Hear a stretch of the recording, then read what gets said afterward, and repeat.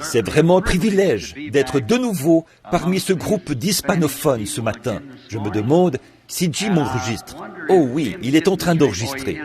J'ai encore le disque que la petite chorale hispanophone avait produit lors de ma précédente visite ici, chez Frère Garcia.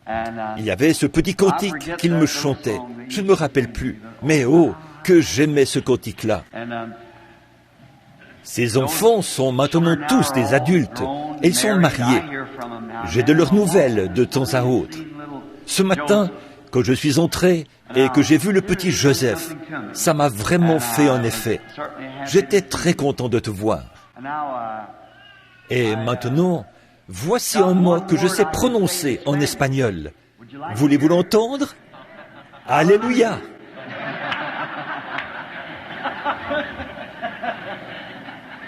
Il y a ce mot que je n'oublierai jamais. Une fois, j'essayais de me faire entendre par une femme sourde. Bon, il se peut que je le prononce de travers, voyez. Mais si je me souviens bien, c'était « oi ». C'est bien ça? Entendez-moi, entendez, « oi ». Et puis, je n'oublierai jamais « Gloria a Dios ». C'était vraiment merveilleux. Oh, j'ai eu l'occasion d'aller dans la capitale, Mexico, m'adresser aux gens là-bas. Que j'étais heureux. Et après mon passage ici, j'étais en Finlande. Je parlais à une petite Finlandaise. Et je n'ai jamais oublié ça. On m'avait amené dans ce qu'on appelle là-bas une Béthanie. Chaque pays a sa manière de concevoir la chose. Est-ce qu'il y a de l'écho? Je suis trop près du micro? Est-ce que vous m'entendez bien? C'est bon. Cette petite femme, c'était une ravissante petite dame. Mais elle était comme moi. Elle aimait beaucoup parler. Et l'interprète, elle parlait très vite. Et l'interprète n'arrivait pas à interpréter aussi vite qu'elle le souhaitait. Elle était là, le visage tout rouge. Elle disait, « J'ai un compte à régler avec les gens de Babylone. » Mais vous savez, j'ai remarqué que tous les oiseaux chantent en anglais. Les chiens aboient en anglais. Les bébés pleurent en anglais. Alors, c'est quoi le problème? Mais évidemment, chacun pense que sa langue est celle qu'on parlera dans le millénium. Or, pour nous qui avons reçu le Saint-Esprit, c'est vrai, puisque nous avons une langue céleste. Frère Rowe est parmi nous ce matin. C'est un diplomate de Washington.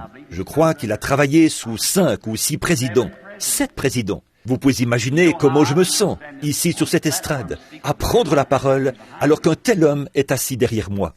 Mais j'ai toujours trouvé son témoignage exceptionnel, surtout que je crois qu'il était luthérien, si je ne me trompe pas. Soit catholique, soit luthérien. Luthérien. Et il disait qu'il s'être glissé dans une tente, quelque chose comme ça, pendant une réunion pentecôtiste, et s'être avancé. Il a réussi à se frayer un chemin jusqu'à l'autel. Et là, le Seigneur est descendu sur lui, et l'a si abondamment béni que je crois qu'il parle peut-être 7 langues. Il a raconté qu'il essayait de parler une langue, ça ne marchait pas. Puis une autre, ça ne marchait pas. Et j'imagine qu'il parle aussi espagnol, comme vous. Donc, il a essayé de parler toutes ces langues, mais ça ne marchait pas. Et savez-vous quoi? Voyez, Dieu a été tellement bon qu'il est descendu lui donner une langue qu'il n'avait encore jamais essayée. Il a dit que là, ça marchait. C'est vrai. Je crois que ce sera pareil de l'autre côté. Je garde dans mon cœur de nombreux souvenirs de la petite église qui se trouvait, je crois, je ne me rappelle plus l'endroit, quelque part ici, près de la rue Tonto. Ça, je m'en souviens. Je me rappelle qu'on disait rue Tonto, là où était cette église apostolique hispanophone. Je disais au pasteur que cette église serait un excellent endroit pour faire des réunions de réveil. C'est une église spacieuse, neuve, et les gens qui la fréquentent sont formidables. Alors je pense qu'elle conviendrait parfaitement pour des réunions de réveil, un de ces jours. Priez pour cela, pour que nous venions faire des réunions de réveil ici. Et j'espère que nous revivrons exactement ce qui s'était produit dans l'autre église. Je me souviens que les gens étaient debout dans la cour, appuyés contre la clôture, partout dans les rues, le soir où je devais repartir. C'était vraiment réjouissant. Je n'ai jamais oublié ça. J'ai un disque des jeunes femmes, de ces demoiselles et ses frères, qui avaient chanté. Ils en avaient fait un disque. Ils essayaient de chanter « Only Believe », mais ils avaient du mal à le dire comme il faut. Vous savez, au lieu de prononcer « Only Believe », ils disaient « Yonea Believe ». Voyez, je me rappelle que ma fille Rebecca et Sarah disaient, et elles le disent toujours, « Papa, chante, mets le petit disque des jeunes ». Au lieu de dire « hispanophone », comme elles ne savaient pas prononcer ce mot, elles disaient « des jeunes spinophones », des jeunes spinophones qui chantent « crois seulement ». Eh bien, je me rappelle que ces jeunes nous avaient accompagnés pendant cette série de réunions. Le réveil était en cours. Ils ont suivi les réunions jusqu'à la côte ouest. Et une petite chose s'est ancrée dans mon cœur. Quand nous avons quitté la Californie, frère Moore, frère Brown et moi, tout là-haut dans la capitale, quand j'ai traversé le bâtiment ce soir-là, ces jeunes se tenaient là à chanter « Il prend soin de toi ». Vous l'avez entendu. Dans la joie ou le chagrin, il prend soin de toi. Souvent, dans des pays étrangers, dans les champs de bataille où se livrent les combats de ce monde, alors que j'essaie d'apporter le message de Christ, je me remémore ces filles et ces garçons en train de me chanter ce cantique. Il prend soin de toi. Dans la joie ou le chagrin, il prend toujours soin de toi. Donc, cela a été une grande source d'inspiration, une aide. J'ai rencontré votre brave pasteur et je suis vraiment heureux de voir que l'Église est vivante, que vous avez ce grand et beau bâtiment ici, avec des places assises pour tous et un très grand parc de stationnement. C'est vraiment un bon site aux mains du Saint-Esprit. Si nous pouvions simplement lui faire voir, lui faire savoir que nous réclamons un réveil, alors je crois qu'il nous l'accorderait. Bon, ce soir, nous serons à l'église de Frère Outlaw, l'église du nom de Jésus, de l'autre côté de la ville. Frère Outlaw, je crois, est lui aussi de l'église apostolique. Je pense que le nom de Jésus, c'est simplement le nom qu'il se donne, qu'il donne à son église. Je pense qu'il est de foi apostolique. Et donc, nous comptons être là-bas ce soir.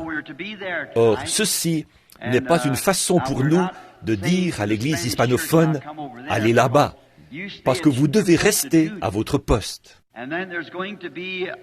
Puis, il y aura un grand rassemblement des hommes d'affaires chrétiens à partir de jeudi, après que les réunions seront terminées dans les autres églises. Jeudi.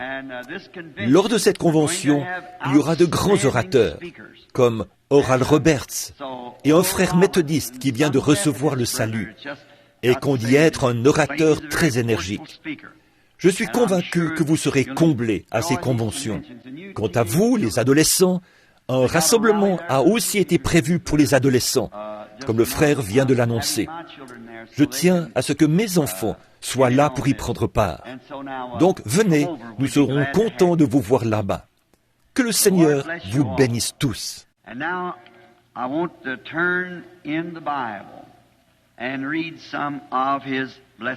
Maintenant, je voudrais ouvrir la Bible, lire quelque chose dans sa parole bénie. Ce matin, j'ai choisi quelques passages. Je ne prendrai qu'un moment, car je ne veux pas vous garder trop longtemps. L'un de ces passages se trouve dans 1 Samuel et l'autre dans Ésaïe. Je vais d'abord lire dans Ésaïe. Est-ce que vous m'entendez bien partout? Ces micros qui sont là, devant moi, me semblent très sensibles. Je ne sais pas pourquoi. Si vous entendez bien là-bas, dans la salle, levez la main. Parfait, parfait. Bon, je suis un tout petit peu enroué. Évidemment, j'ai beaucoup prêché. Depuis la fois où je suis venu au milieu de ce groupe de frères hispanophones, il y a environ 16 ans, je crois, peut-être 16 ou 17 ans, eh bien, je n'ai pas arrêté de prêcher. Or, à l'époque, je disais que j'étais fatigué. Et je le suis encore, mais je continue toujours, par la grâce de Dieu.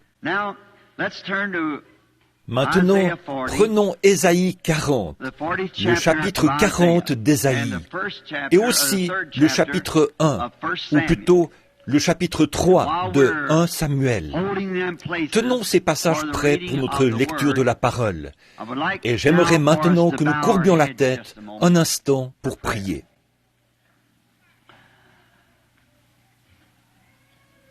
Our Heavenly Father, we are grateful today for this privilege.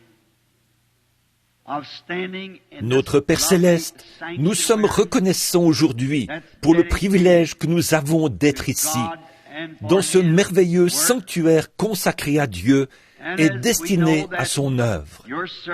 Et nous savons que tes serviteurs se sont tenus derrière cette estrade, ou derrière cette chaire, maintes fois, avec une vie consacrée à ton service.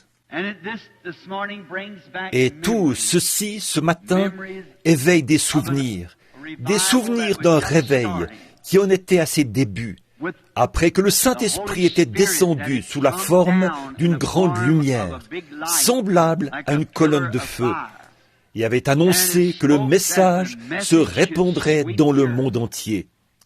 Et aujourd'hui, c'est un fait historique. Le message a enflammé de grands hommes comme Oral Roberts, Tommy Osborne, Tommy Hicks et bien d'autres après qu'ils l'ont vu. Et nous constatons que, grâce à nos efforts conjugués, le message a allumé des feux de réveil dans toutes les nations qui sont sous le ciel. Le message pentecôtiste. Nous te rendons grâce et te louons pour cela, ô Dieu puissant. Et aujourd'hui, nous te prions maintenant de disposer nos cœurs, les préparer pour le grand enlèvement qui, nous croyons, aura lieu bientôt.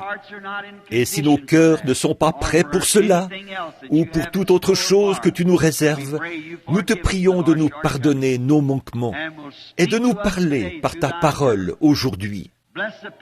Bénis le pasteur de cette Église, ainsi que les diacres, les administrateurs et tous les laïcs, les membres. Bénis cette petite chorale, le pianiste et les musiciens. Bénis tous ceux qui franchiront les portes de ce lieu. Qu'ils repartent changés chaque fois, un peu plus près de toi qu'ils ne l'étaient en entrant.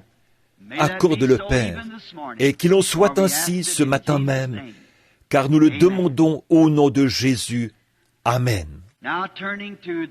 Maintenant, dans le livre d'Ésaïe, au chapitre 40, nous lisons « Consolez, consolez mon peuple, dit Dieu. Prononcez des paroles de consolation au cœur de Jérusalem et criez-lui que sa servitude est finie, que son iniquité est expiée, qu'elle a reçu de la main de l'Éternel au double de ses péchés. Une voix crie, préparez au désert le chemin de l'Éternel, aplanissez dans les lieux arides une route pour notre Dieu. Que toute vallée soit exaucée, que la montagne et la colline soient abaissées, que les coteaux se changent en plaine et les défilés étroits en vallons. Alors la gloire de l'Éternel sera révélée, et au même instant toute chair la verra, car la bouche de l'Éternel a parlé. Maintenant, dans le livre de Samuel, 1 Samuel au chapitre 3, je veux lire les versets 1, 2 et 19.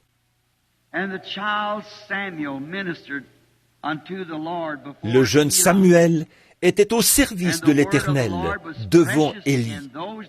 La parole de l'Éternel était rare en ce temps-là. Les visions n'étaient pas fréquentes. En ce même temps, Élie, qui commençait à avoir les yeux troubles et ne pouvait plus voir, était couché à sa place. La lampe de Dieu n'était pas encore éteinte, et Samuel était couché dans le temple de l'Éternel, où était l'arche de Dieu. Alors l'Éternel appela. Il répondit, « Me voici. »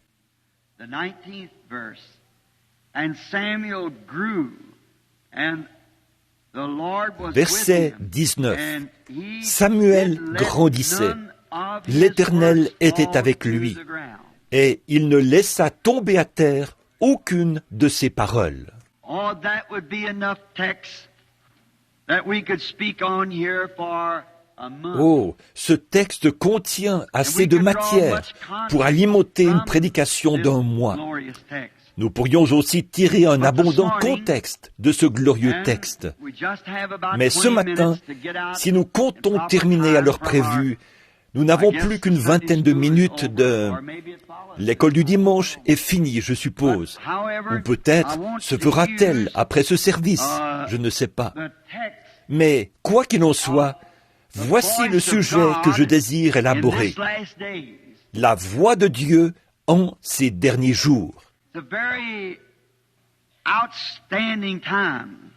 C'est une époque tout à fait remarquable. Dans le passage des Écritures qui sert de base à notre prédication, nous constatons qu'il est dit, du temps de Samuel, les visions n'étaient pas fréquentes.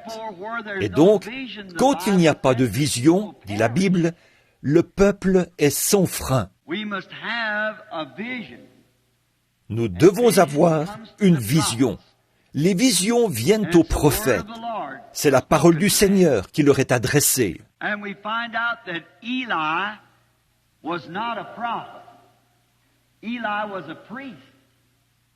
Et nous voyons qu'Élie n'était pas prophète. Élie était sacrificateur. Il se faisait vieux. Il commençait à avoir les yeux troubles, de sorte qu'il n'arrivait plus à se déplacer facilement. Et c'était un homme grand et corpulent. Il s'était mis à négliger l'œuvre de l'Éternel.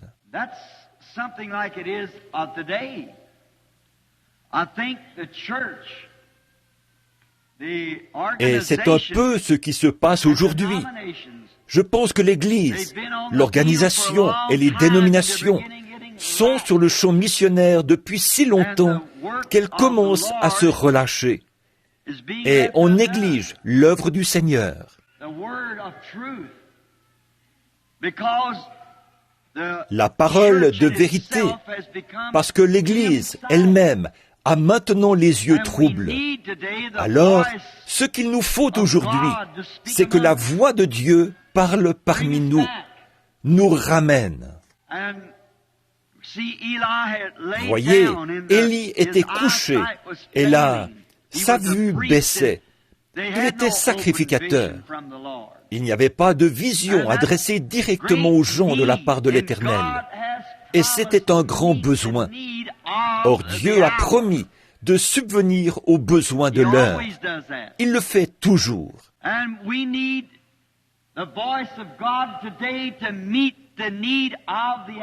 Et aujourd'hui, nous avons besoin que la voix de Dieu subvienne aux besoins de l'heure, qu'elle relève le défi du temps dans lequel nous vivons.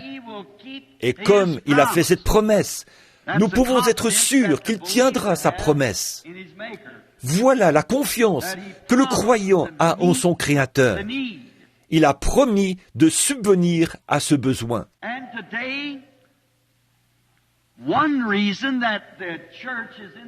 Et aujourd'hui, une des raisons pour lesquelles l'Église est dans l'état où elle est, c'est qu'il y a tant de voix, tant d'autres voix qui détournent l'Église de la voix de Dieu. Elles sont si nombreuses qu'il est fort probable que beaucoup n'entendraient pas la voix de Dieu, même si on la prononçait au beau milieu d'eux. Peut-être qu'ils ne comprendraient même pas cette voix, parce qu'elle leur serait étrangère. Ils ont focalisé toute leur attention sur les voix du jour.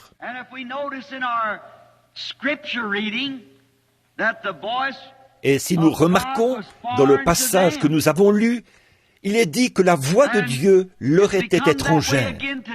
Et c'est de nouveau le cas aujourd'hui. Alors que la voix de Dieu, il y a tant d'autres voix.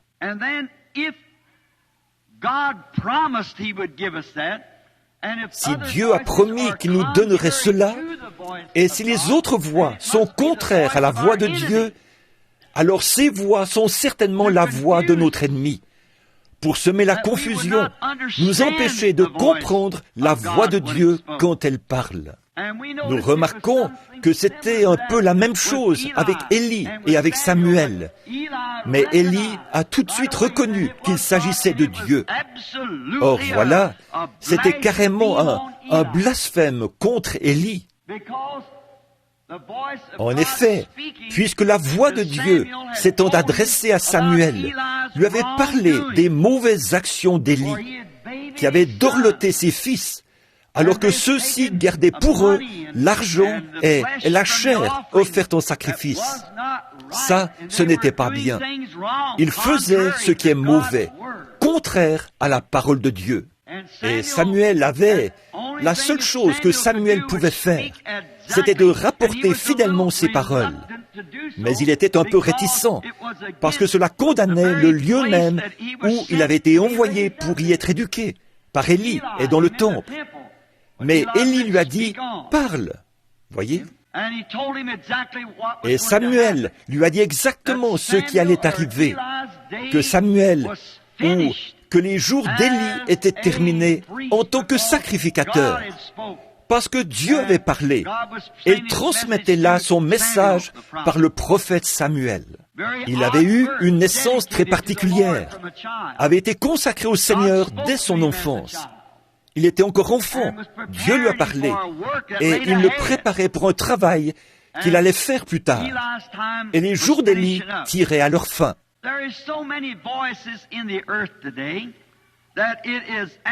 Il y a tant de voix sur la terre aujourd'hui que ça rend les choses vraiment difficiles, parce que ces voix étouffent la voix du surnaturel.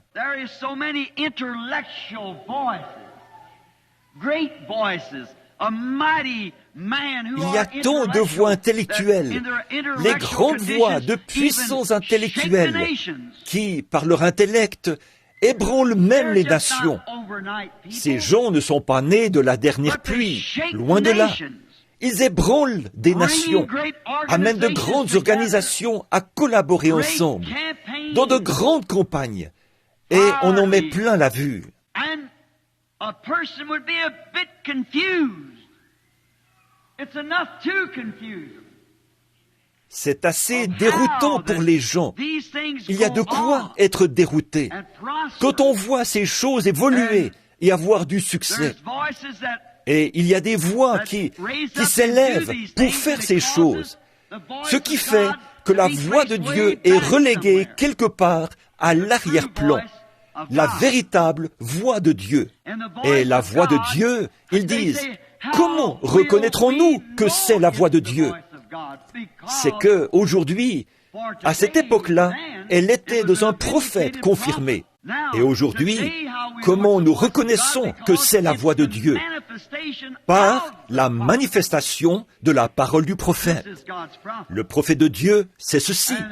Une véritable voix de Dieu ramène simplement ce vrai Dieu, ce Dieu vivant, surnaturel, avec sa parole surnaturelle et la manifestation surnaturelle de la véritable parole. Nous reconnaissons alors que c'est la voix de Dieu. En effet, et c'est sûr, il y a tellement d'autres voix dans les autres sphères que cette voix est presque étouffée. Mais souvenez-vous-en, elle brillera, elle retentira, elle le fera.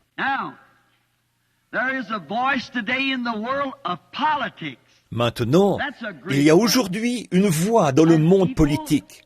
C'est une grande voix. Et les gens, dans cette grande ère politique, vont carrément... La politique est partout dans leurs églises et tout.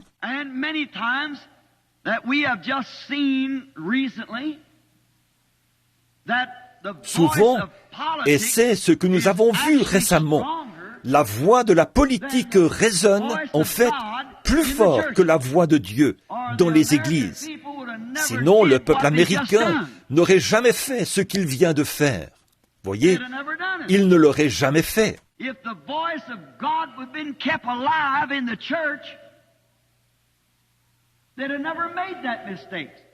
Si on avait gardé la voix de Dieu vivante dans l'Église, les gens n'auraient jamais commis cette erreur-là. Mais sur la terre aujourd'hui, la voix de la politique résonne tellement plus fort que la voix de Dieu, au point que les gens ont vendu leur droit d'aînesse chrétien pour un plat de popularité, d'instruction et de pouvoir politique. Que c'est honteux ce que nous voyons là, le fondement même, ce sur quoi notre nation a été fondée. Voilà que les gens ont fait volte-face. Ils ont voté la chose même qui nous avait amenés à quitter l'autre pays. Et Plymouth Rock, le Mayflower et tout ça, nous sommes venus développer cette grande économie qui est la nôtre.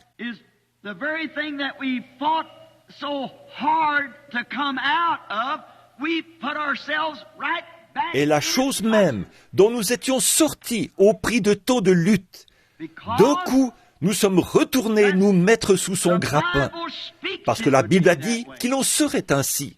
Le système d'Élie, le sacrificateur à la place du prophète. Le prophète, c'est la parole. Et le sacrificateur, c'était l'Église. Et c'en est au point que ce relâchement atteint un tel degré que la parole est maintenant étrangère aux gens. Ils n'y comprennent rien. Alors, on a beau la prononcer, ils n'y comprennent rien, parce qu'on ne leur a pas appris à la reconnaître. Paul a dit, si la trompette rend un son confus, qui se préparera au combat?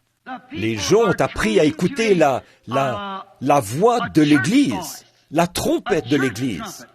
Il y a plus de gens qui viennent à notre école du dimanche qu'à toutes les autres. Ça ne veut rien dire. Il y a plus de membres dans notre dénomination que dans toutes les autres. Nous sommes la plus grande de toutes les dénominations. Voyez, voilà le genre de voix que les gens ont appris à écouter. Ils sortent dans les rues pour témoigner aux gens, les faire adhérer. On les fait adhérer par dizaines de milliers, lors de grandes campagnes.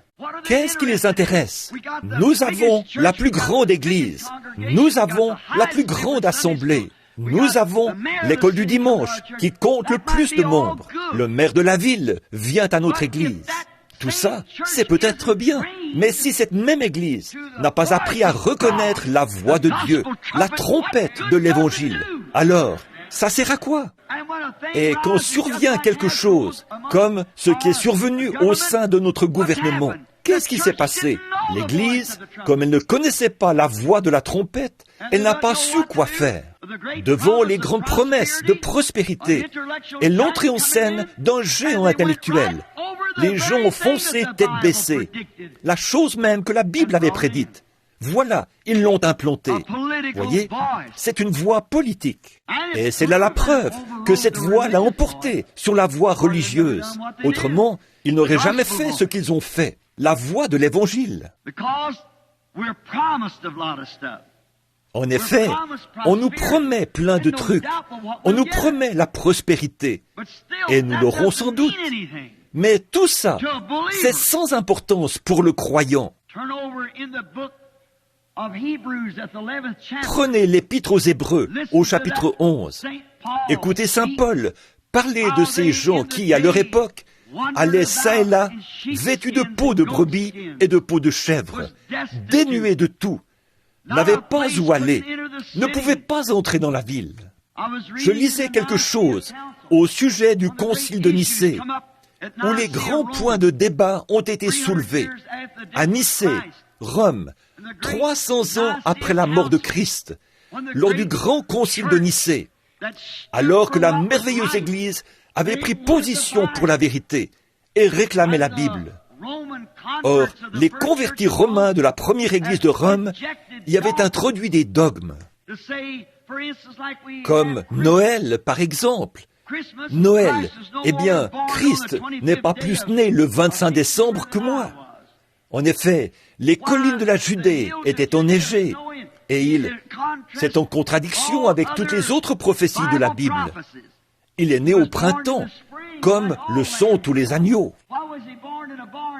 Pourquoi est-il né dans une étable plutôt que dans une maison? Il était un agneau. Pourquoi ne s'est-il pas précipité vers l'autel ou vers son autel où il était crucifié à la croix. Il était mené à la croix. On mène la brebis à l'abattoir.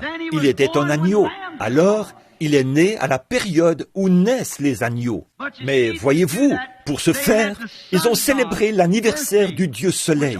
Et dans le système solaire, le Soleil, pendant 5 jours, du 20 décembre au 25 décembre, il n'y a presque pas de mouvement du Soleil. La durée du jour se rallonge quotidiennement, un tout petit peu. Elle s'allonge encore et encore, jusqu'à atteindre son apogée en juillet. Et en décembre, elle diminue pour atteindre le jour le plus court. Et au cours de cette brève période du 20 au 25, il y avait le cirque romain et la célébration de l'anniversaire du dieu Soleil.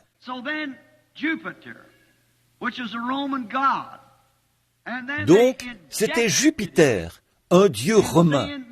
Et ils ont introduit cela en déclarant « Nous jumellerons les anniversaires du Fils de Dieu et du Dieu Soleil pour en faire une seule grande célébration. » Quelle contradiction! Et, ils y ont introduit tellement de choses. Et puis, quand les véritables hommes de Dieu qui voulaient s'en tenir à la parole, comme Polycarpe, Irénée, Martin, ces grands saints de Dieu de la première heure, qui voulaient s'en tenir à la vérité. Quand on a convoqué le concile de Nicée, quelques-uns de ceux qui avaient été complètement rejetés, ces prophètes qui sont arrivés du désert pour prendre part à ce concile, ils n'avaient pour vêtement qu'une peau de mouton. Cependant, ils connaissaient la parole du Seigneur. Mais la popularité, pendant ces 15 jours de politique avide de sang, a passé outre à cela. Après quoi nous avons connu l'âge des ténèbres, qui a duré 1000 ans, voyez. Mais Dieu a promis que cette trompette sonnerait de nouveau.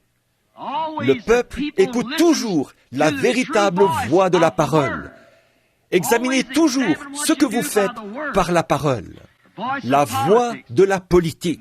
Chez nous, en Amérique, et dans le reste du monde, nous avons une voix qui parle très fort aujourd'hui. Et cette voix, c'est la voix de Hollywood. Elle s'est emparée du monde entier. Si quelqu'un de Hollywood sort quelque chose, ça se retrouve partout dans le pays. Maintenant, nous remarquons qu'ils ont établi des modèles en matière d'habillement et de coiffure pour nos femmes. Ils établissent des modèles de vêtements. L'Église est censée connaître la voix de la trompette de Dieu sur ce sujet. Mais il y a tellement de confusion parce qu'on voit les autres le faire. Des modèles. Ne prenez jamais pour modèle ce genre de choses parce qu'elles sont périssables. Écoutez toujours la voix de Dieu, ce que lui, il déclare à ce sujet. Donc, nous remarquons qu'à Hollywood, ils sortent toutes sortes de choses. Permettez-moi de prendre un instant pour parler de ça, avant de continuer. Il y a quelque temps, on a commercialisé un objet qu'un homme de Hollywood. Bon, rien contre cet homme. C'est un mortel pour lequel Christ est mort. Mais je veux simplement vous montrer quelque chose. Ils ont inventé un petit objet appelé, que les enfants utilisent, appelé le hula hoop ou quelque chose du genre. Et si vous avez remarqué cette vulgarité et tout ce qui vient avec, et qui plus est, chez de jeunes enfants, c'est mal, ça. Hollywood is full of the gunfighters. Et Hollywood est plein de professionnels de la gâchette. Or, tous ceux qui connaissent l'histoire savent qu'à l'époque, ces professionnels de la gâchette, ces gars-là, ce n'étaient pas des citoyens recommandables, c'étaient des renégats. Ils étaient comme Al Capone et Dillinger. Il y a une série télévisée de Hollywood qu'ils appellent « Police des plaines ». L'autre jour, j'ai appris en écoutant le moniteur que le gars qui joue là-dedans, Arness ou quelque chose, ou Arness, ou je ne me rappelle plus comment il s'appelle, est censé il joue le rôle de Matt Dillon, un shérif de le Kansas. Matt Dillon était peureux comme un lièvre. Il a abattu 28 hommes d'une balle dans le dos, des innocents. Il allait à l'extérieur de Dodge City et se tenait en embuscade dans le buisson. Quand un homme approchait, on l'avait appelé auparavant pour lui signaler qu'un certain malfaiteur allait passer dans la ville. Alors il restait caché et quand ce dernier arrivait, il lui tirait une balle dans le dos.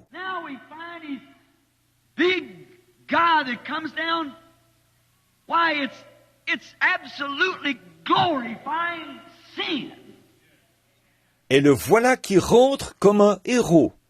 Eh bien ça, c'est glorifier le péché, absolument. Mais les petits-enfants de notre pays peuvent vous en dire plus au sujet de Matt Dillon qu'au sujet de Jésus-Christ.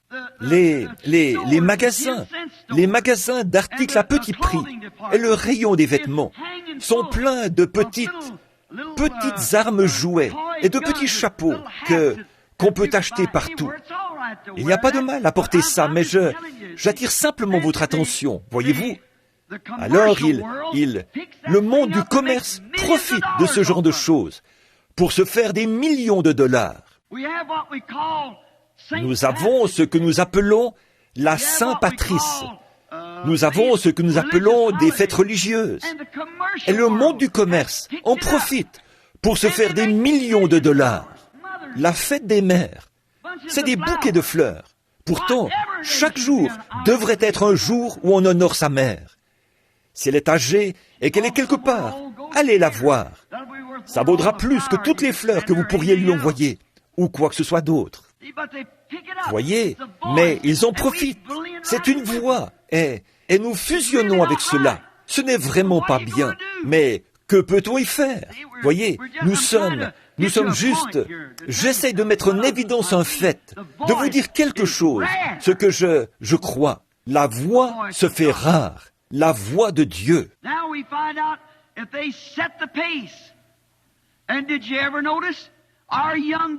Donc, nous constatons que c'est eux qui donnent le ton. Et l'avez-vous déjà remarqué? Nos jeunes garçons, maintenant, c'est Ricky et Elvis. Si vous avez un enfant qui se nomme comme ça, changez ça au plus vite. Appelez-le numéro 1, 2 ou autre chose. Pas ça, c'est une horreur. Vous dites, qu'est-ce que ça change, un nom? Eh bien, ce nom signifie quelque chose, certainement. Votre nom marque votre vie. Frère Branham, vous voilà lancé dans la numérologie. Non, pas du tout. Je suis lancé dans l'Ainsi dit le Seigneur. Pourquoi donc Jacob qui vivait, comme son nom l'indiquait, comme un trompeur, un supplantateur, Jacob. Et quand Dieu l'a changé, il a aussi changé son nom. Dieu a changé Saul en Paul, Simon en Pierre. Ces noms véhiculent quelque chose, absolument. Ricky, Elvis et des noms comme ceux-là. Ce sont des noms américains modernes qui amènent systématiquement les enfants à adopter ce genre de comportement. Vous voyez ce que je veux dire? Bon, j'espère que je ferai mieux de m'arrêter là, de ne pas trop m'avancer sur ce point. Vous voyez ce que je veux dire? De peur que vous ne compreniez pas. Mais toutes ces choses, en fait, les gens ordinaires ne les comprennent pas. Ils ne saisissent pas, parce qu'ils suivent la tendance. Ces voix, voilà tout ce qu'ils écoutent.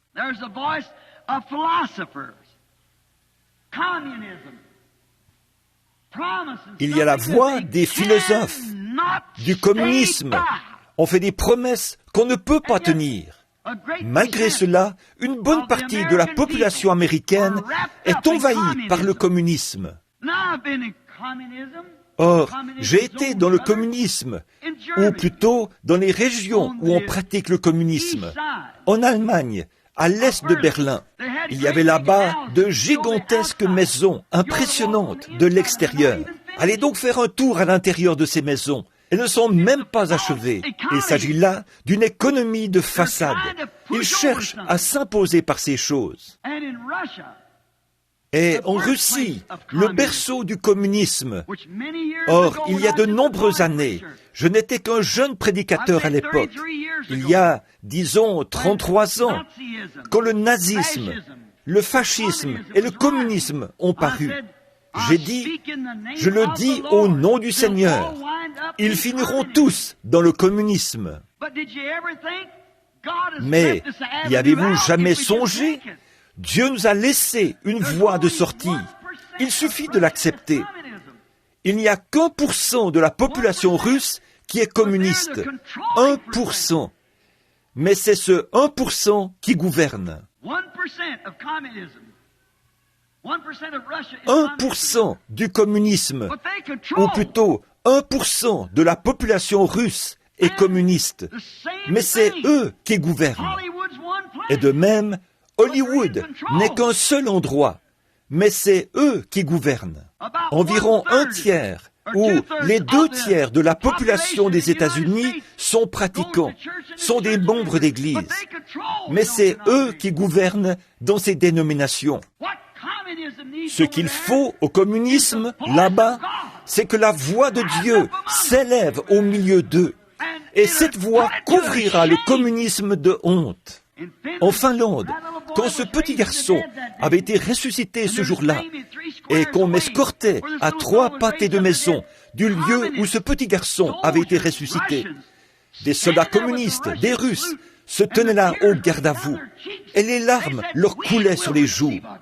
Ils disaient, « Nous accepterons un Dieu qui peut ressusciter les morts. » Ça, c'est dû à la négligence de l'Église catholique, de l'Église luthérienne et de toutes les dénominations là-bas qui ont pris tout l'argent, ont construit des organisations et n'ont rien donné aux gens. Ils vivent comme le reste du peuple.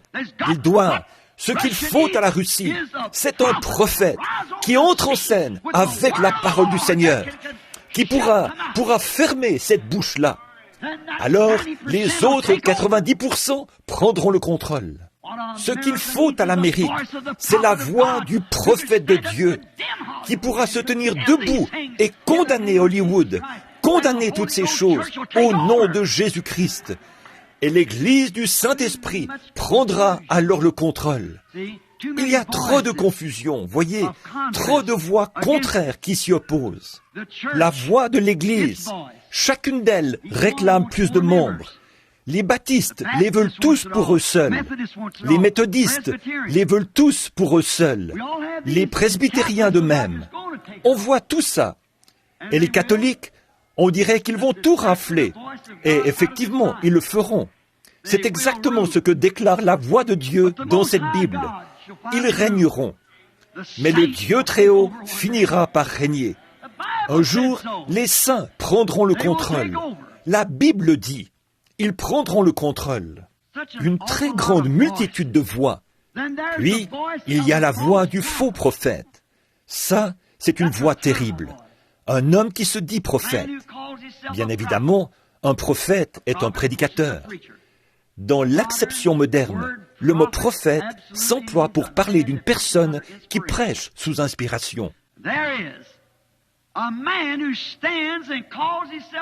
Voilà un homme qui se lève et se dit prophète, mais qui renie la parole de Dieu, qui renie la vérité de Dieu.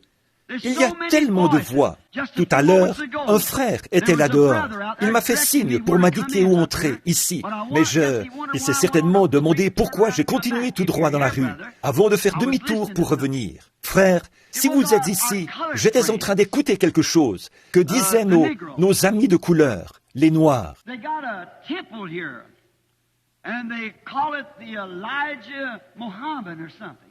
Ils ont un temple ici qu'ils appellent l'Élie Mahomet, ou quelque chose comme ça. Les jeunes Élie Mahomet. Ils font entendre une voix. Ils déclarent être la voix qui fera sortir les gens de race noire de ce chaos.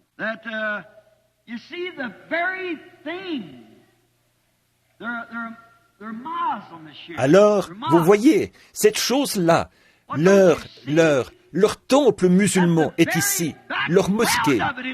Eh bien, vous voyez, n'est-ce pas, que la base même de cette chose-là est fausse. Les gens de race noire, tout comme les gens de race blanche, de race brune ou de race jaune. Ce qu'il leur faut, ce n'est pas de retourner au mahométisme, mais à Christ, au principe même qu'enseigne la Bible. Le mahométisme s'oppose à la parole. Or, une fois, j'ai eu le privilège de conduire 10 000 mahométans à Christ. C'était à Durban, en Afrique du Sud. Le mahométisme ne produit rien d'autre que de la psychologie.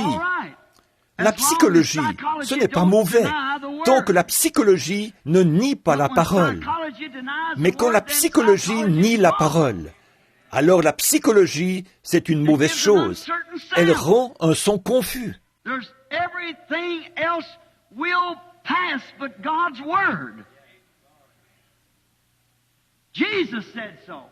Tout le reste passera, tout sauf la parole de Dieu. Jésus l'a dit. Les cieux et la terre passeront, mais ma parole ne passera jamais. Alors, voyez-vous, nous devons nous en tenir à la parole, à la voix. Tant de gens sèment la confusion. Ces gens se lèvent, ils ne connaissent pas la parole, et ils disent des choses qui peuvent paraître très raisonnables. Le communisme, c'est quelque chose de très raisonnable. Tout le monde doit être pareil. Il n'y a plus de capitalistes. Tous sont communistes. Vous êtes-vous déjà arrêté pour réfléchir à ça? Constater que le communisme, c'est un faux réveil? Et où est-il allé chercher son modèle pour tout ça? Jésus a dit que les deux esprits seraient tellement proches que cela séduirait les élus si c'était possible.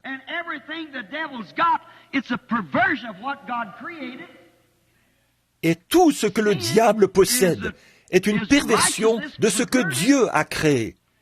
Le péché, c'est la justice pervertie.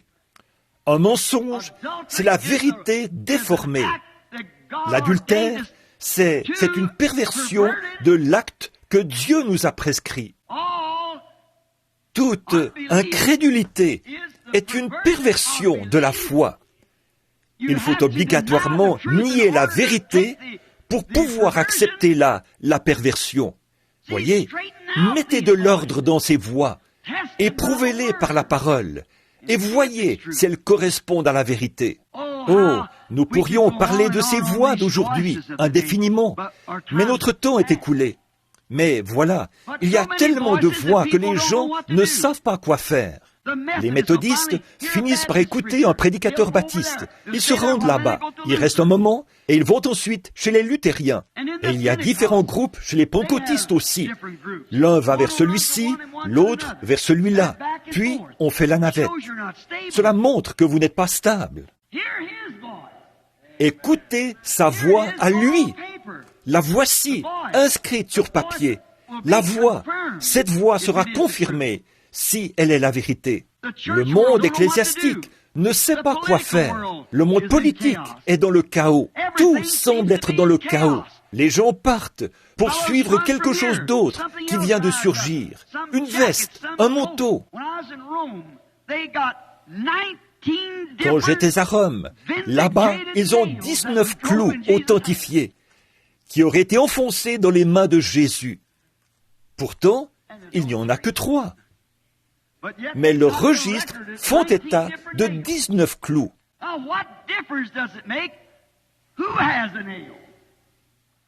Bon, mais ça change quoi de savoir qui a le clou? Christ ne nous a jamais laissé des clous à adorer. Il nous a laissé le Saint-Esprit par sa parole. Voici les signes qui accompagneront ceux qui auront cru. Ils auront le clou originel, voici les signes qui accompagneront ceux qui auront cru. Ils feront partie de la dénomination que j'ai fondée. Il n'en a fondé aucune. Voyez-vous combien cette voie est contraire? Mais voici les signes qui accompagneront ceux qui auront cru. En mon nom, ils chasseront les démons. Voilà la parole. Ils parleront de nouvelles langues. Ils saisiront des serpents. Et ceux-ci ne leur feront point de mal. S'ils boivent quelques breuvages mortels, il ne leur fera point de mal. S'ils imposent les malades seront guéris. Alors, regardez ces choses, plus toutes les autres Écritures. Tout cela réuni. Or, juste cela, ce ne sera pas une preuve, pas du tout. C'est là que nous, les pentecôtistes, nous faisons fausse route. Jésus n'a-t-il pas dit, « Plusieurs viendront à moi en ce jour-là.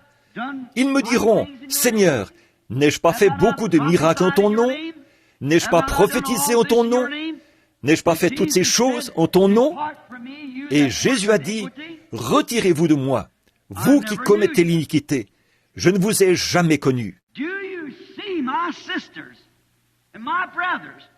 Voyez-vous, mes sœurs et mes frères, pourquoi je condamne tant cette génération et porte une accusation contre elle? Vous aurez beau parler les langues des hommes et des anges, danser par l'esprit partout dans l'Église, ça n'a rien à y voir. J'ai vu des Mahométans danser partout, comme ça. J'ai entendu dans un camp de sorciers, j'ai vu des sorcières se lever, parler en langue et en donner l'interprétation, dire exactement ce qui allait arriver. Et c'est arrivé comme prédit. J'ai même vu un crayon se dresser, écrire en langues inconnues quelque chose qu'un seul individu a pu lire. C'était du diable. Vous ne pouvez pas baser votre destination éternelle sur une sensation. Satan peut imiter n'importe quelle sensation. Pas. Ce qu'il faut, c'est connaître Christ. Alors, quelque chose change dans votre vie. Observez votre vie, comparez-la à la parole pour voir où vous en êtes. Faites un inventaire. Absolument.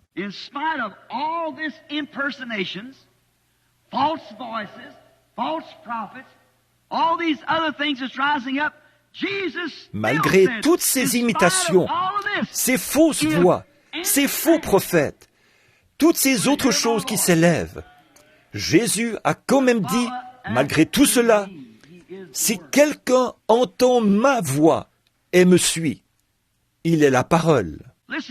Écoutez la commission qu'il nous a donnée aujourd'hui, malgré toutes ces voix. Et j'ai dit qu'il faudrait des heures pour signaler toutes ces voix. Tout cela est déroutant pour les gens. C'est une situation pitoyable. Car, après tout, vous n'aurez pas une seconde chance. Vous devez saisir cela maintenant. Vous n'en aurez peut-être pas l'occasion ce soir. Vous n'en aurez peut-être pas l'occasion demain. C'est maintenant. Quand vous entendez ma voix, n'endurcissez pas votre cœur, comme au jour de la révolte. C'est maintenant l'heure. C'est le moment favorable. Et alors, si quelqu'un entend ma voix, cela indique que sa voix sera encore présente au milieu de tout ce chaos. Il a encore une voix. Pourquoi? Sa voix demeurera pour toujours. La voici. Les cieux et la terre passeront, mais ma voix ne passera pas. Sa parole. Prenons, disons, encore 5 minutes, rapidement. Êtes-vous d'accord de rester encore 5 minutes ou quelques minutes? Bon, je vais me dépêcher. Prenons juste quelques cas de personnes qui ont entendu cette voix et qui y ont obéi. Voyons comment elle les a fait agir, ce qu'elle leur a fait accomplir. Là, je vais laisser de côté un bon nombre de passages de l'Écriture, afin d'en venir directement à vous. Voyons comment elle a transformé leur vie et celle de tous ceux qui les côtoyaient. Comment ils sont alors devenus le drôle d'oiseau, ce que nous appelons un drôle d'oiseau. Tous les hommes qui ont cru en Dieu étaient toujours considérés comme de drôles d'oiseaux. En effet, si vous suivez la tendance du monde, il y a quelque chose qui ne va pas chez vous. Pour être chrétien, il faut nécessairement être un drôle d'oiseau, car tous ceux qui vivent pieusement en Jésus-Christ seront persécutés par le monde. Il était dans le monde, et le monde a été fait par lui, et le monde ne l'a point connu. Bon, je vais me dépêcher. Écoutez bien, nous allons conclure.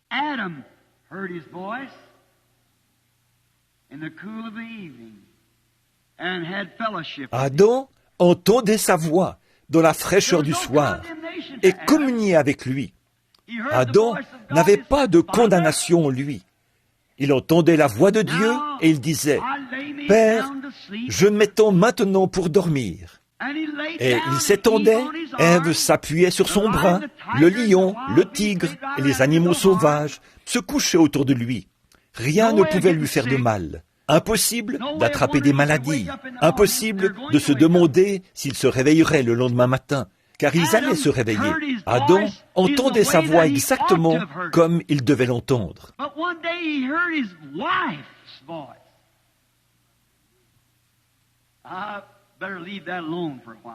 Mais un jour, il a entendu la voix de sa femme. Je ferais mieux de laisser ça de côté un moment. Mais il a écouté la mauvaise voix.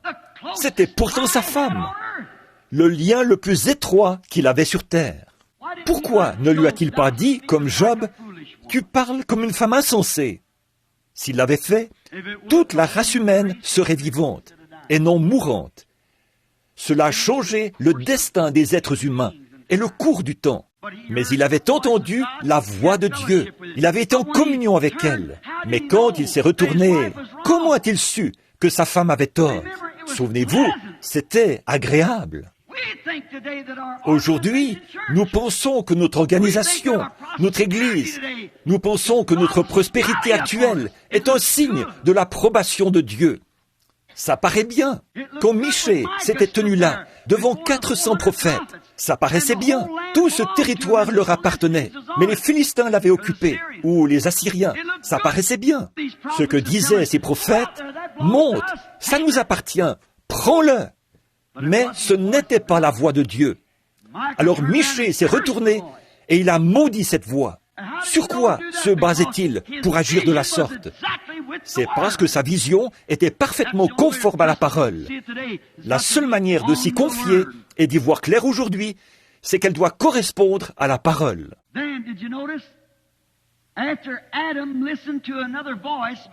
Et avez-vous remarqué ceci ? Après qu'Adam a écouté une autre voix que la voix de Dieu, celle de sa propre femme. De même, l'Église écoute la voix de son organisation, qui injecte dans les gens des credos au lieu de la parole, qui leur permet de vivre comme bon leur semble, pourvu qu'ils aillent à l'Église et qu'ils soient membres d'une Église. Voilà, c'est tout ce qui compte. Le lien le plus étroit que le croyant a sur terre, pour eux, c'est l'Église. Mais pour le croyant, le vrai croyant, le lien le plus étroit qu'il a, c'est le Saint-Esprit, c'est la parole de Dieu. Alors, on voit qu'Adam s'est rendu compte de sa situation et il a entendu la voix de Dieu appeler de nouveau, alors qu'il était vêtu de feuilles de figuier. Mais c'était une voix de condamnation. Pourquoi as-tu fait cela ?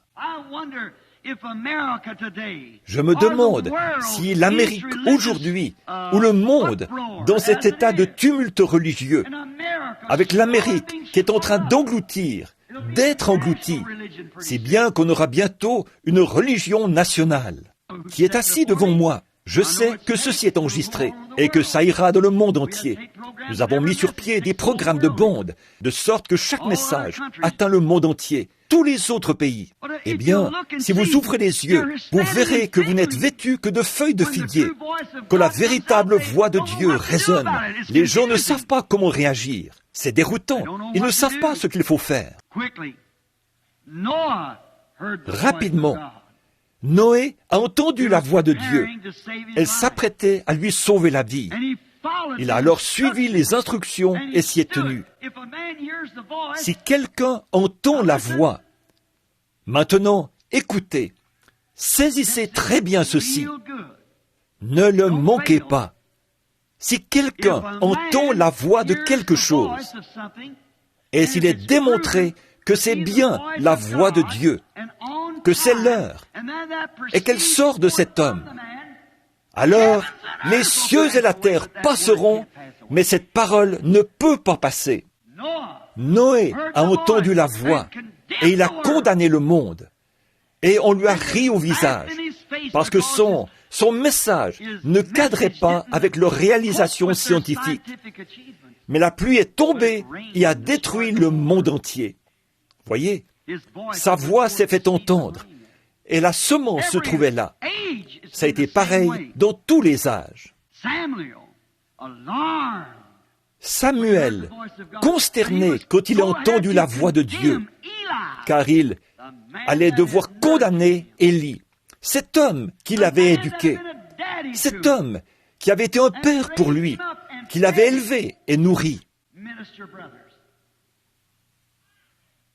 Frères ministres, puis-je me permettre? Les ministres, très souvent, à cause de leur dénomination et de leur credo, des papiers qu'ils ont en poche, que leur a remis leur papa, l'organisation qui les a éduqués, les a nourris, les a élevés, et leur a attribué un poste dans l'Église, leur a confié une assemblée. Ils sont obligés de plier l'échine devant ce qu'enseigne cette organisation. Voyez, quelle horreur pour un véritable serviteur de Dieu d'entendre la voix de Dieu et d'être obligé de retourner vers cette même organisation mère pour dire « Vous êtes condamnés pour avoir rejeté cette parole ». C'est vraiment quelque chose. C'était difficile pour Samuel, mais il était prophète. Il était obligé de le faire. Que ça blesse ou non, peu importe. Il devait quand même le faire. Moïse a entendu la voix de Dieu. Il était bourré de théologie. Il en connaissait tous les tenants et les aboutissants. Mais cela a échoué. Il a entendu la voix de Dieu. Moïse n'a plus jamais été le même. En fait, personne n'est plus jamais le même. Il se pourrait que vous entendiez de vos oreilles cette voix parler. Mais quand vous l'entendez dans votre cœur, cette voix parler, voyez, alors vous l'entendez vraiment. On ne voit pas avec son œil, on regarde avec son œil et on voit avec son cœur. En voyant quelque chose, vous dites « Je ne le vois vraiment pas ». Vous voulez dire que vous ne le comprenez pas. On n'entend pas avec ses oreilles, on entend avec son cœur. Très souvent, vos oreilles entendent la véritable voix de Dieu et cela glisse comme l'eau sur le dos d'un canard. Mais quand vous entendez vraiment, vous entendez avec votre cœur. Malgré toute la théologie que Moïse avait, il n'avait pas entendu la voix de Dieu. Mais un jour, Dieu a pris à part ce berger de 80 ans. Il lui a parlé, et là, il a saisi. Il lui a prouvé qu'il était Dieu. La première chose qu'il a faite pour Moïse, c'est qu'il a confirmé sa parole.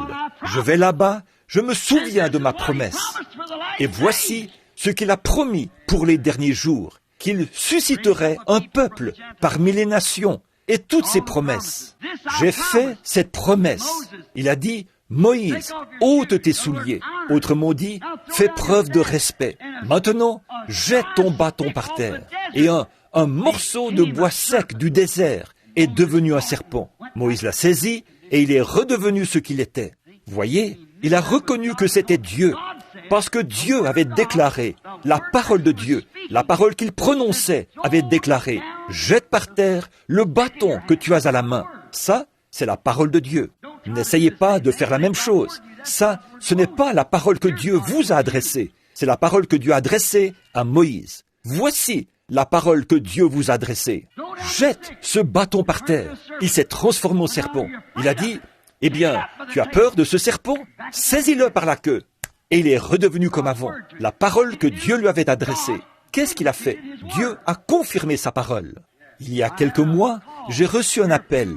Il y a environ un an, plus d'un an. Une jeune femme était au bout du fil, en compagnie d'un prédicateur baptiste et d'un prédicateur pentecôtiste. Elle a dit, « Frère Branham, le Seigneur a fait de moi une prophétesse. » J'ai dit, « C'est bien. » Elle a dit, « Vous savez, on m'a dit que vous avez rendu témoignage, déclaré que mon ministère venait de Dieu. Voyons, il n'aurait pas pu faire une telle chose. C'est contraire à la parole. » J'ai donc dit, « Madame, c'est une erreur. Je ne vous connais même pas. » Et le prédicateur baptiste, je l'ai écouté. J'ai écouté le prédicateur pentecôtiste. Elle a dit, « Eh bien, je fais des réunions ici. » Elle a ajouté, « Le Seigneur accomplit de grandes choses. » J'ai dit, « J'en suis reconnaissant. » Elle a dit, j'ai dit, « Jusqu'ici, est-ce qu'il vous a dit quelque chose ?» Elle a dit, « Oui, j'ai un grand programme en vue. » J'ai dit, « Merveilleux. » J'ai dit, « Alors, quel est votre programme ?» J'ai dit, « Qu'est-ce que le Seigneur vous a dit ?»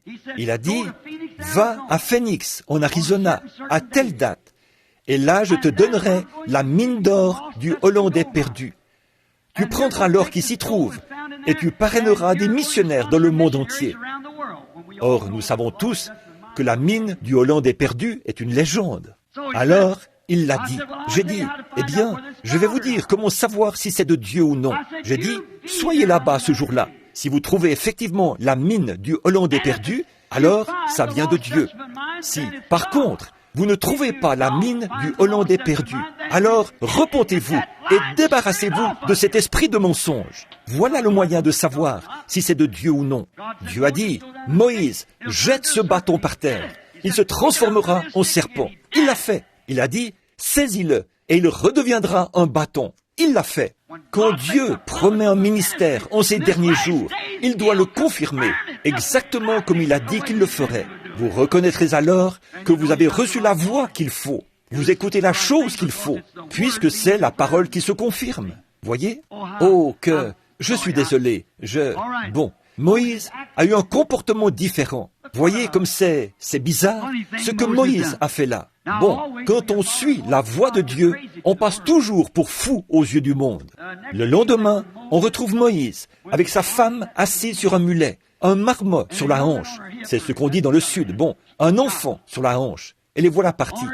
Ce vieillard à la barbe pendante comme ceci, son crâne chauve qui luisait, un bâton à la main, en menant un ânon. Il se dirigeait vers l'Égypte aussi vite qu'il le pouvait. Quelqu'un lui a demandé, « Moïse, où vas-tu ? Je descends en Égypte, prendre le contrôle. » Alors qu'il avait échoué en tant que jeune homme, qu'il avait échoué en tant que militaire. Voilà qu'il descendait prendre le contrôle là-bas. Et il l'a fait. Pourquoi ? Il avait entendu la voix de Dieu. Et il en a vu la confirmation pour son époque, les choses qui devaient arriver à son époque. Il a vu cela.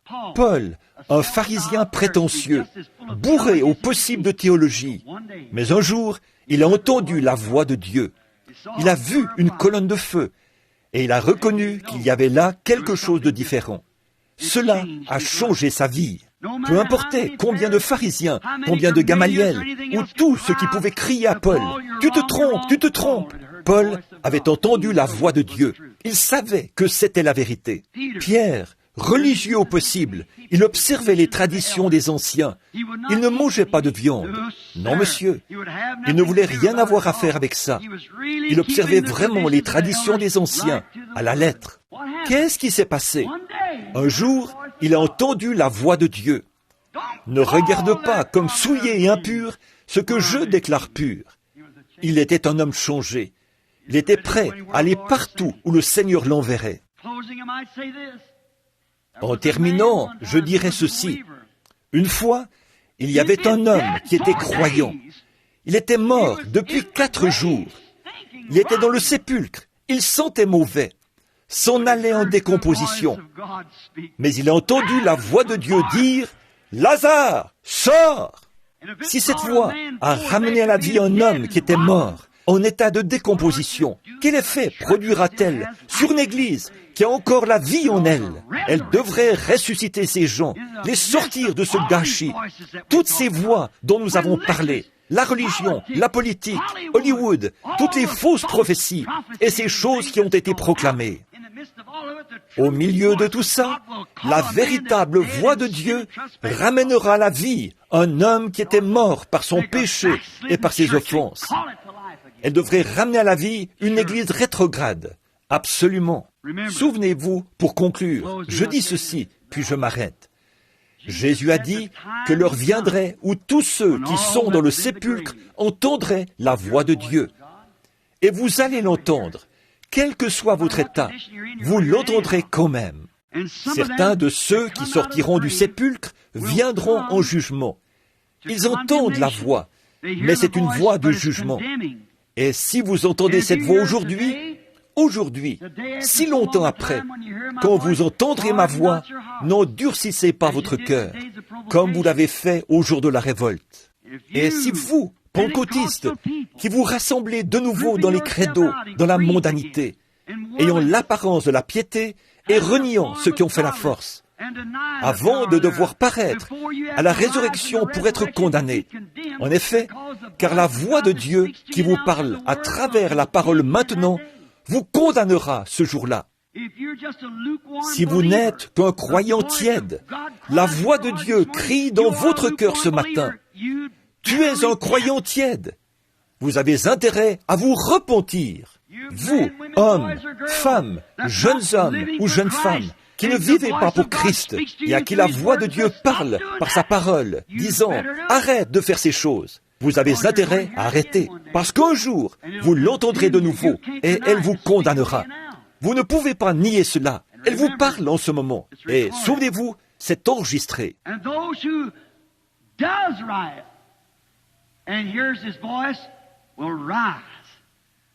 Et ceux qui font le bien et qui écoutent sa voix se lèveront. Ce sera la justice, la gloire, le ciel. Donc, vous entendrez la voix de Dieu un jour ou l'autre. Peut-être parle-t-elle doucement dans votre cœur ce matin, vous disant de vous détourner du chemin que vous suivez, de retourner à Dieu. Maintenant, souvenez-vous, cette voix qui parle à votre cœur sera enregistrée au ciel. Un jour, quand Jésus appellera, alors tous ceux qui sont dans les sépulcres, tous, bons et méchants, ressusciteront.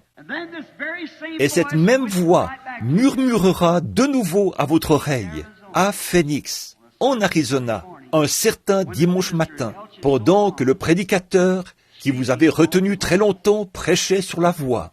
Je vous ai parlé, à vous, les femmes, je vous ai dit de laisser pousser vos cheveux, de ne plus porter de vêtements indécents. À vous, les hommes, je vous ai dit d'abandonner le mensonge, la cigarette. À vous, les prédicateurs, je vous ai dit de revenir à la parole de Dieu. Vous voyez ce que je veux dire? C'est vrai. Cette douce voix dit, c'est peut-être vrai. Même si je devais venir comme Nicodème, je m'efforcerais de venir à lui. Je viendrai à lui, j'irai quelque part dans le désert et je dirai, Seigneur Dieu, me voici, change-moi maintenant, façonne-moi à ton image. Revenez à la parole. Si vous voyez qu'à un certain endroit, vous avez dévié de la parole, revenez-y tout de suite, parce que la solidité d'une chaîne se mesure à son maillon le plus faible. Et s'il y a quelque aspect de votre vie où vous avez abandonné le commandement de Dieu pour servir une tradition, c'est là que votre chaîne se brisera. Quelle que soit votre solidité dans les autres aspects, tenez la main immuable de Dieu. Prions.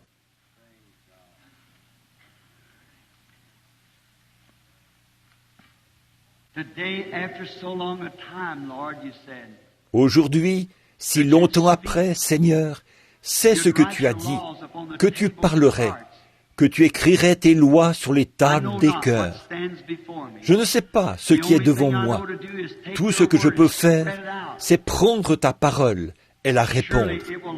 Elle tombera certainement sous une pierre quelque part. Je te prie, ô Dieu, de parler à chaque jeune, à chaque personne d'âge mûr, chaque personne âgée, qui que ce soit. Parle à mon cœur, Seigneur. Parle au cœur de ces ministres. Parle au cœur de toute l'Assemblée. Nous prions, Père, qu'aujourd'hui, nous entendions ta voix. Et nous savons que, comme du temps de Samuel, les visions ne sont pas fréquentes et elles déconcertaient les gens. C'est pareil aujourd'hui. Nous avons des songes et des songeurs. Nous avons des gens qui parlent et d'autres qui interprètent. Mais une vision qui vient avec la parole du Seigneur, corrigée. Nous prions, Père Céleste, que cette voix qui criait dans le désert, préparait le chemin du Seigneur. Et nous croyons que le Saint-Esprit émet cette voix encore aujourd'hui. Préparez-vous pour la venue du Seigneur. Et cette voix semble ô combien étrange, parce que tant d'autres voix l'étouffent et l'écartent. Mais elle est très agréable aux oreilles de ceux qui l'entendent.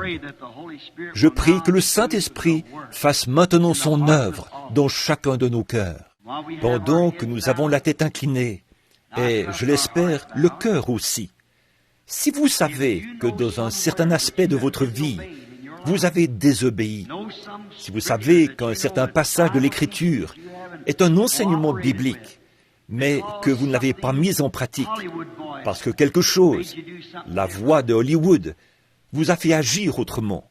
Si vous avez trouvé un passage, vous les prédicateurs, un passage de la Bible qui est l'exacte vérité, mais que vous savez que votre organisation vous mettrait à la porte si vous enseignez cela, vous savez pourtant que c'est l'absolue vérité. Vous qui acceptez ce qui est mauvais, qui menez une mauvaise vie, vous, les pères et les mères, qui ne faites aucun effort pour corriger vos enfants, pour les éduquer.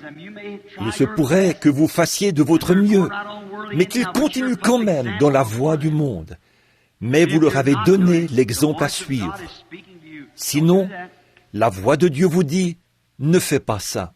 Maintenant, pendant que toutes les têtes sont inclinées et que tous les yeux sont fermés, puisse le Dieu du ciel regarder au fond du cœur de tous ceux qui sont affamés pour leur signaler leur tort.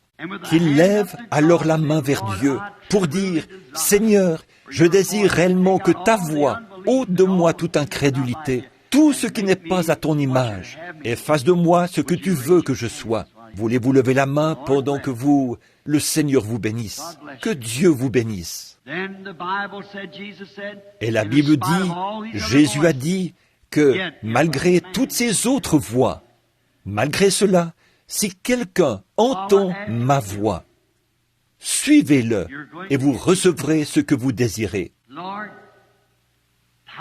Seigneur, le temps tire à sa fin, mais la Bible dit que tous ceux qui crurent furent baptisés. Je prie, Père Céleste, que tous ceux qui ont levé la main en guise d'une véritable confession, car par la parole de Dieu qu'ils ont lue, ils ont constaté qu'ils avaient tort. Je n'ai même pas remarqué la moitié de ceux qui ont levé la main. Ce n'est pas à moi de regarder, mais à toi, Seigneur. Tu connais le motif et l'objectif derrière chaque main qui s'est levée. Fais que, dès cette heure, ils prennent cette résolution dans leur cœur. À partir d'aujourd'hui, j'accepterai la parole de Dieu et la voix de Dieu. Je suivrai cela, quoi qu'il m'en coûte. Et qu'ils repartent en gardant présent à l'esprit ce cantique du poète.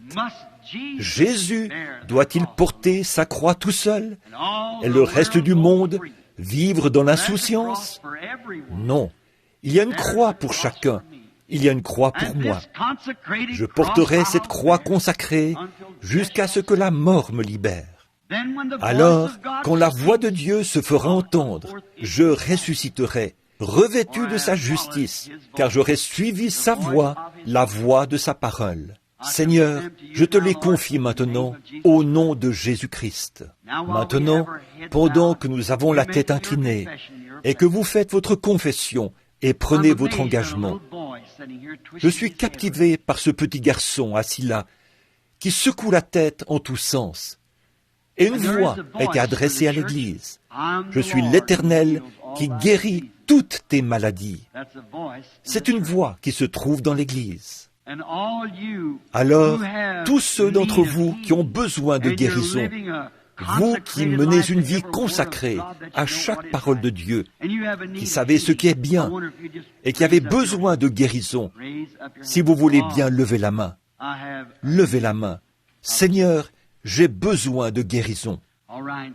Très bien. Maintenant, gardez cette voix dans votre cœur. Je suis l'Éternel qui guérit toutes tes maladies. Souvenez-vous, une fois que la parole a été prononcée, elle doit s'accomplir. Jésus a dit, dans Marc 11, 22, « Si vous dites à cette montagne, ôte-toi de là, et que vous ne doutez pas en votre cœur, mais croyez que ce que vous avez dit arrivera, ce que vous avez dit vous sera accordé. » Alors, chacun à sa façon maintenant, courbez la tête, faites votre confession. Seigneur, je crois ta parole. J'entends ta voix me dire que tu es le même hier, aujourd'hui et éternellement. Je vais descendre imposer les mains à cet enfant, parce qu'il est trop jeune pour comprendre tout ça. Ce précieux petit garçon, qui a à peu près la même taille et le même âge que mon petit Joseph. Et je veux que vous soyez tous en prière. Priez. Seigneur, j'entends ta voix. Je crois. Père Céleste, nous t'amenons cet auditoire afin que tu guérisses leur corps. Et voici, Seigneur, un pauvre petit enfant assis ici. Il a attiré mon attention tout au long du message. Je voyais un de ses parents assis là, tenant ce petit enfant. Through medical science, there's not a hope for the little guy. There is a voice of God that rides over everything. And as this church joined together to make every commandment that I know how to do, the rest belongs to you, Father. I'm walking down and laying hands on that child. Du point de vue médical, il n'y a pas d'espoir pour ce petit. Il y a une voix de Dieu qui prime sur tout. Alors, avec cette Église réunie, je veux accomplir de mon mieux tous les commandements, sachant que le reste t'appartient, Père. Voici, je descends imposer les mains à cet enfant.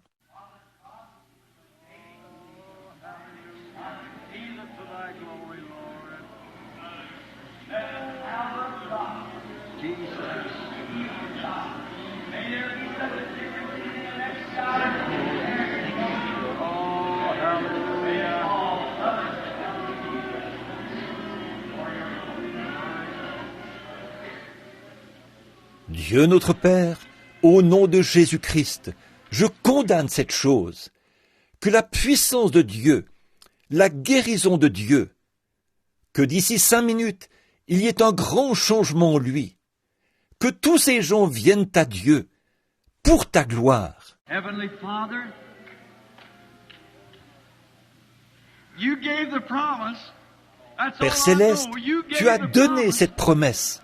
C'est tout ce que je sais. It has been Tu as donné done. cette promesse. Say it. Cela If a you été say fait, to this, conformément à I'm ces mots. saying to every Si vous devil dites of à cela, sickness or affliction alors je that's dis binding à this tous organ, les démons de maladie that's binding ou these d'affliction qui people, every lient cet spirit of auditoire, unbelief, qui lient ces gens, à I'm tous saying, les esprits d'incrédulité, depart from the people, je dis, in the name of quittez Jesus ces Christ. gens au nom de Jésus-Christ. Now we know it is written.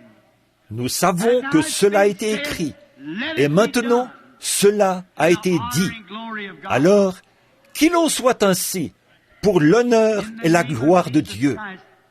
C'est au nom de Jésus-Christ que cela a été demandé.